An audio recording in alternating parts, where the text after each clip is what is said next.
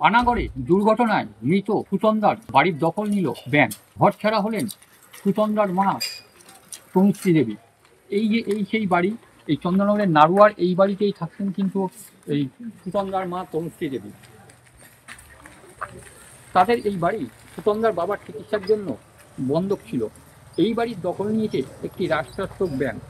সুচন্দার মৃত্যুর পর স্বাভাবিকভাবেই তার মায়ের পক্ষে সংসার সন্দেহ ধার মেটানো সম্ভব হয়নি। ব্যাংক নোটিশ করার পর এই বাড়িতে তালা ঝুলিয়ে দেয়। তনুশ্রী দেবী তার পুত্রদের নিয়ে চলে গেছেন তার বাপের বাড়ি। শেষে বলতে যে এখন মানে ব্যাংক বলছে, ম্যানেজার বলছে যে আপনি 60 লক্ষ টাকা যদি দেন তাহলে একটা সেটেলমেন্ট করবে, মানে বাড়ি প্লাস দোকান নিয়ে। আমার লোন ছিল 50 লক্ষ টাকা, 33 লক্ষ প্লাস 17 লক্ষ।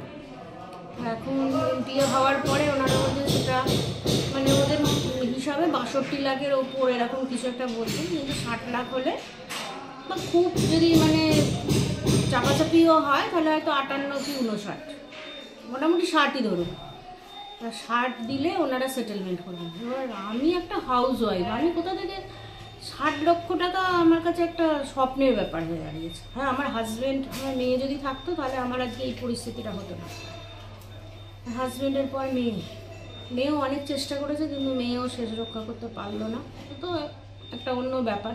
কিন্তু আমার পক্ষে তো অসম্ভব। তাও আমি ওনাদের 30 লক্ষ টাকা অফার করেছিলাম যে 30 লক্ষ টাকায় আপনারা যদি দোকানটা আমি বেচে দিচ্ছি, আমার বাড়িটা অন্তত ছেড়ে দিন, যেহেতু এরকম দুজন বয়স্ক মানুষ এরকম পোষ্য, কোথায় যাব?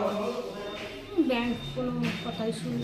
যদিও ব্যাংকের তরফ থেকে জানিয়ে দেওয়া হয়েছে যে তারা কিন্তু আইন অনুযায়ী ব্যবস্থা নিয়েছেন। চন্দননগর থেকে তাপস চক্রবর্তী, কলকাতা টিভি।